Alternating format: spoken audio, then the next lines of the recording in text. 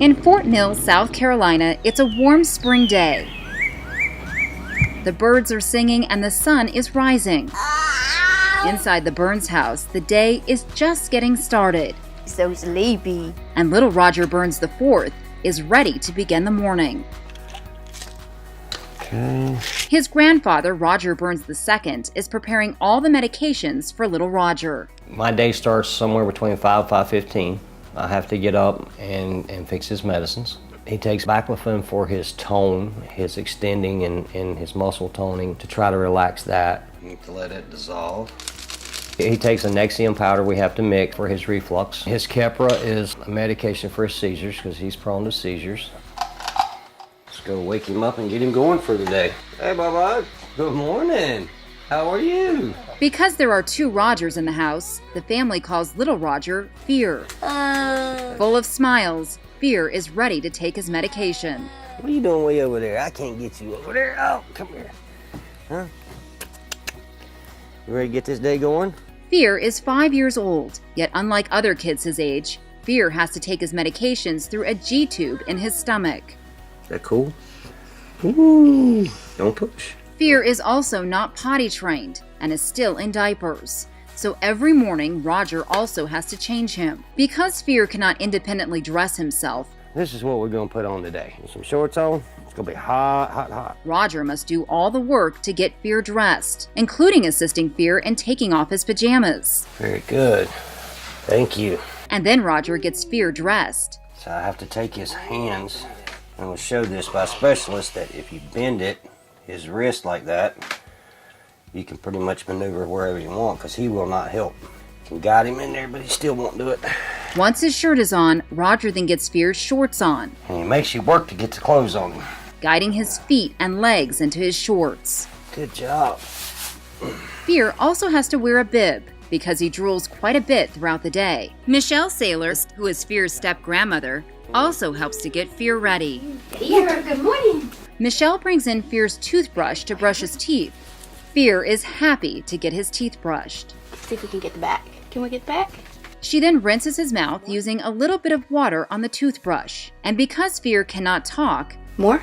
Michelle has to guess what he wants. There's very little communication. I think he understands our tone of voice. He'll laugh, he'll smile. This particular morning, Michelle believes Fear is ready to eat, but she has to make sure it's been 30 minutes since he's taken his medicine before she can feed him. He has to have his medicine, and then the medicine has to get into his system to relax him so that he can eat. Another reason is because if he takes them together, it can make him sick on his stomach. So there has to be like a period of time in between. Fear is fed Pediasure in his G-tube 3 times a day, And today we have unflavored. Fear gets unflavored today. and it takes time for Michelle to feed him. You have to do it slow. The higher you hold it, the faster it'll go in. So if you hold it high and it goes in fast, sometimes it'll run out of his mouth as he's taking it in because he can't fully sit up and eat. He has to be somewhat back. After breakfast, Here comes your chariot.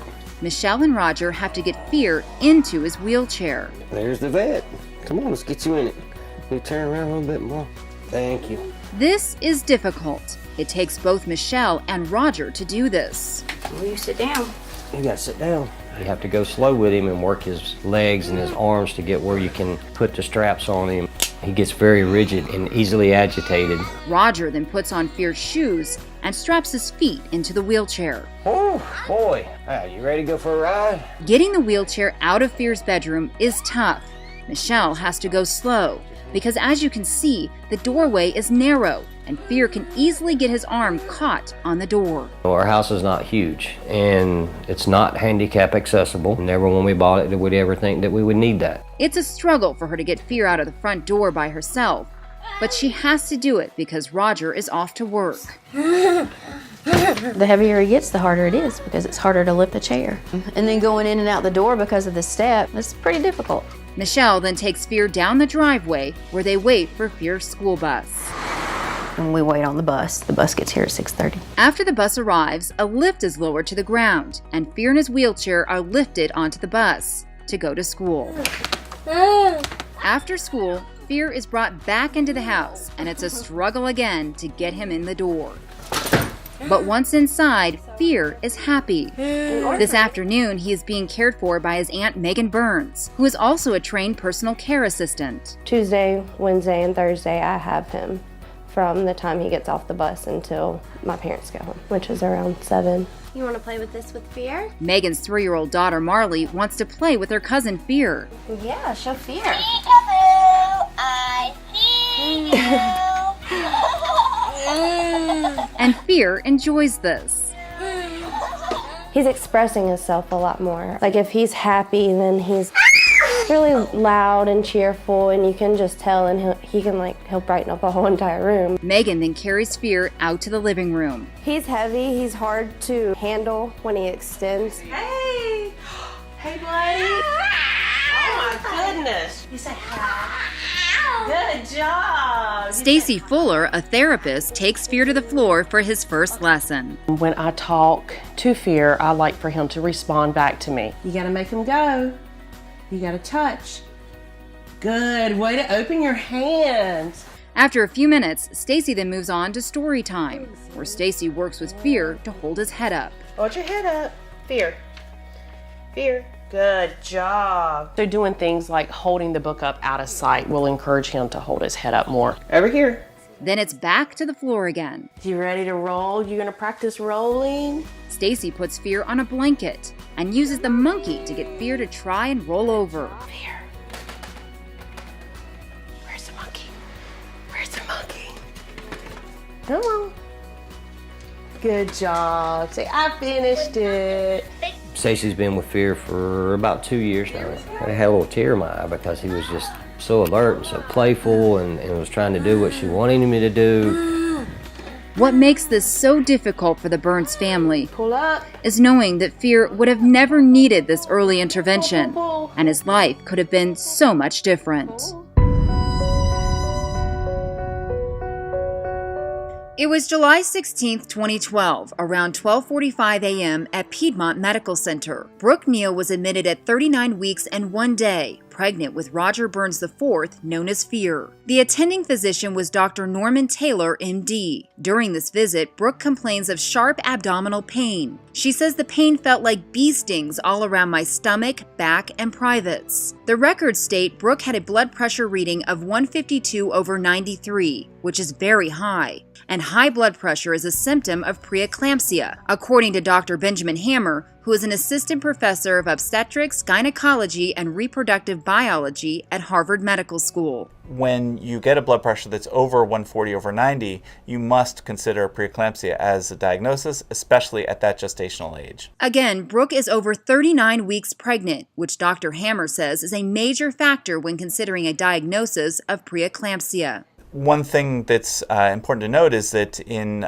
pregnancy, the farther along you get, the greater the chance you're going to develop preeclampsia. Brooke, being almost full term, combined with a high blood pressure reading, is the reason Dr. Taylor needed to do an evaluation for preeclampsia. Dr. Hammer says it's the standard of care in this situation. The standard of care with the presentation with that blood pressure in the setting of those abdominal symptoms requires an evaluation for preeclampsia. The workups to determine preeclampsia are simple urine and blood tests. Dr. Taylor admits in his deposition that these tests would have been easy for him to order. Either verbally order that or we'll write it on an order sheet. So I would just tell the nurse to get it. Okay, and then they would draw the blood for the labs? Yes. While Brooke was in the labor and delivery department? Yes, and we would wait for those results to come back. And from your experience and custom and practice, how long would it take to get those results? Hour and a half, 2 hours. Yet Dr. Taylor never orders a workup for a preeclampsia diagnosis. Furthermore, he admits he never even did a physical examination of Brooke. So is it fair to say that you did not examine Brooke? I did not examine Brooke. Right.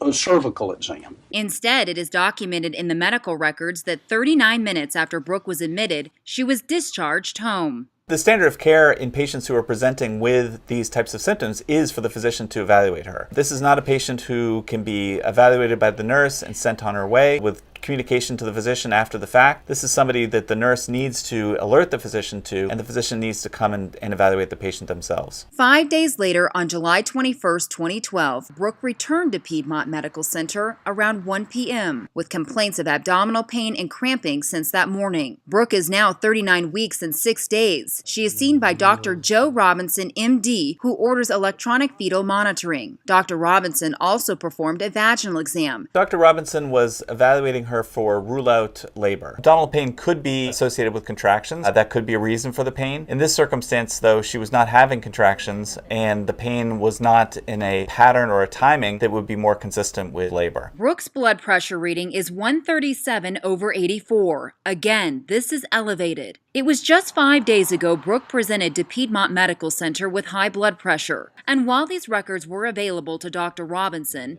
he's not sure if he looked at them. I may have had her prenatal record to briefly scan.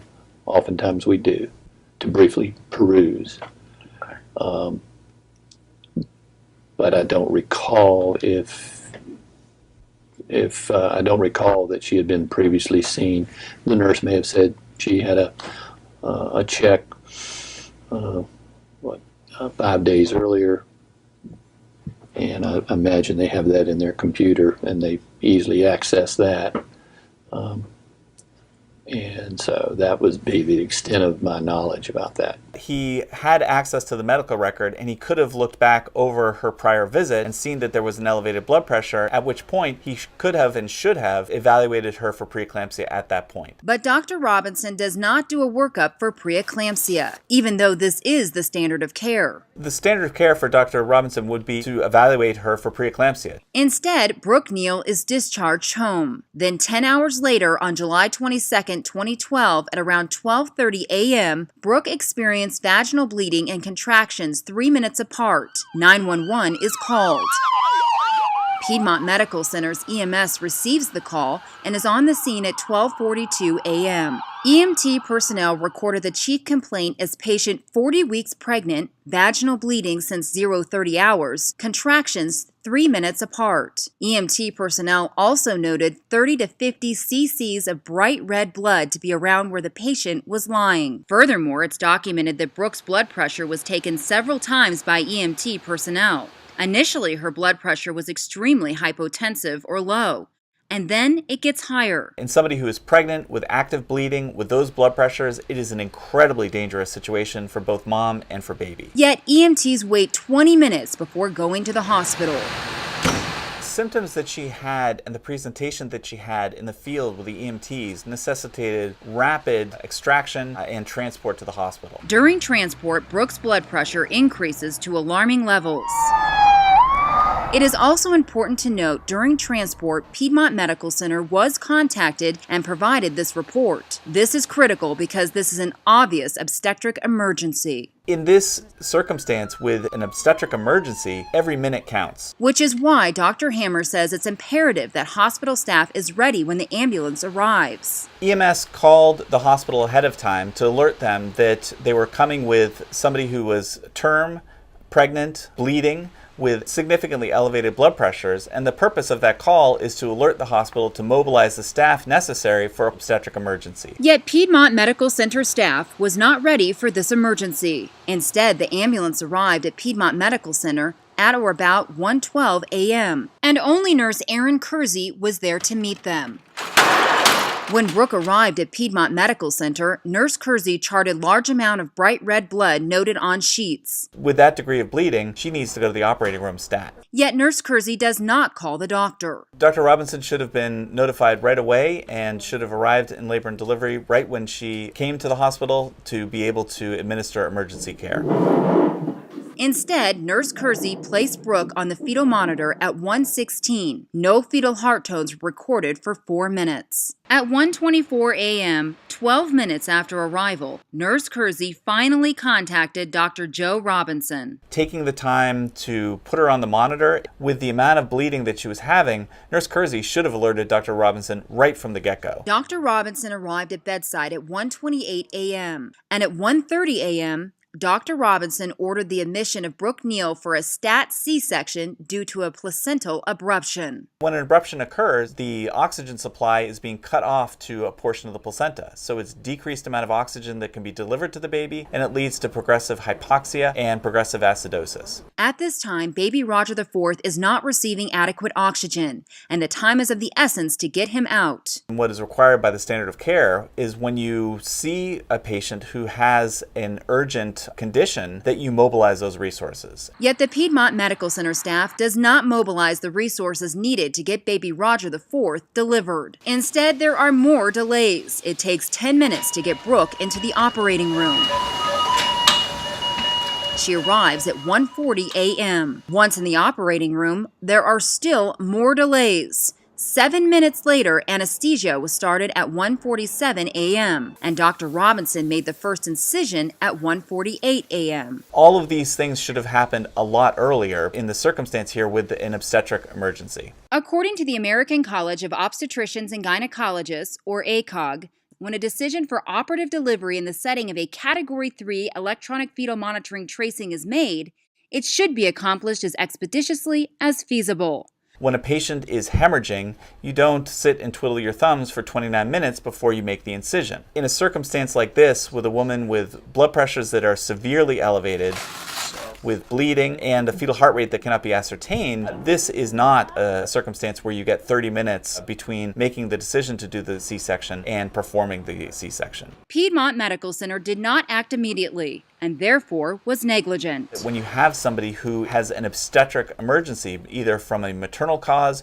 or a fetal cause, you get going without any delay. Basically, from the point at which she starts bleeding to the point at which the delivery occurred, there were significant delays. However, in Dr. Hammer's expert opinion, this emergency situation could have been prevented had both Dr. Taylor and Dr. Robinson done a workup for preeclampsia on July 16th and July 21st, which is the standard of care. The standard of care with the presentation with that blood pressure in the setting of those abdominal symptoms requires an evaluation for preeclampsia. And yet Dr. Taylor and Dr. Robinson failed to do anything to diagnose preeclampsia. They failed to diagnose preeclampsia, and in failing to diagnose preeclampsia, they missed the opportunity to deliver her before the abruption occurred.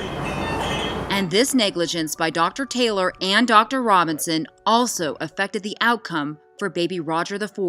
And the tragedy is it was a normal baby where they missed the opportunity to diagnose something that happens commonly and led to the abruption that occurred, which ultimately caused the poor neurologic outcome for Roger IV. Roger Burns IV, called Fear, was born at 1:49 a.m. by emergency C-section. He was limp, apneic, and bradycardic, and was intubated at 3 minutes of life. His umbilical cord blood gas readings indicated a severely and acutely asphyxiated child. 3 hours later, at 4:59 a.m., baby Fear was transferred to Palmetto Health in Richland for therapeutic hypothermia for hypoxic ischemic encephalopathy.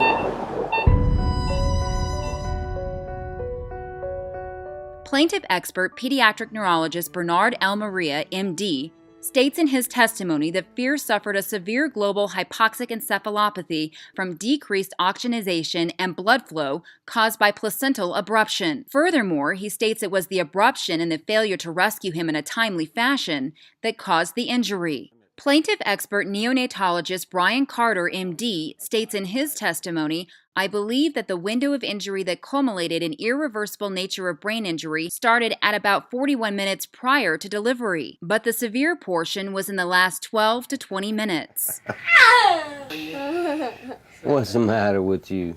The long-term consequences of Fear's brain injury include spastic quadriplegic cerebral palsy, which is the loss of the use of the whole body. Oh, there goes your head. Watch your head. Fear also has profound global delays in all development. Fear is in a 3 to 9 month mentality range right now.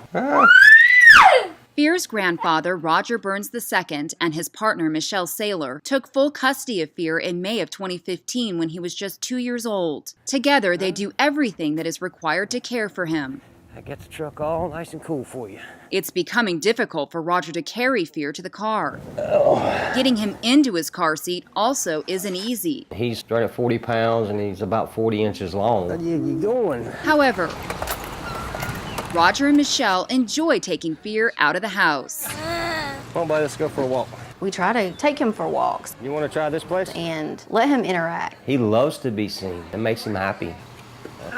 Getting Fear's wheelchair in and out of the back of Roger's truck also requires lots of heavy lifting and work. You have to have a lot of patience and not be in a rush. Back at home, Fear is also happy spending time with his grandfather, Roger. Gotta hit it. Hit it with this one. Come on. Roger spent months teaching Fear how to give a fist pump. That's just our little thing. He just loves it. As the evening winds down, it's nonstop work to continue to care for Fear. Well, I knew it would be hard, but I didn't realize the constant 24/7. Michelle prepares Fear's bath. Do you want a bath? However, Michelle has to get him ready in the living room because the wheelchair doesn't fit in the bathroom. She then has to carry Fear into the bathroom and put him into the tub. Fear sits in a special bath chair to support his head. And as you can see, Fear really enjoys bath time. He laughs, he plays, he kicks, he giggles. Michelle must do all the work to get Fear washed. Here we go. And it's a struggle to get him out. Fear is completely dependent on Michelle to get him ready for bed. Now he feels better, and he's got on cute PJs. It's story time. Bring me the boy. And Roger brings Fear out to the living room, where Michelle reads him a book. I definitely have to have something under my arm to hold him up. Otherwise, he's laying down and he can't really see the book. Fear engages in the He story. let out 3 sneezy, wheezy sneezes. Oh, get it. You get it. Good boy. While Roger and Michelle can care for Fear now, they worry about the future when he is bigger and stronger.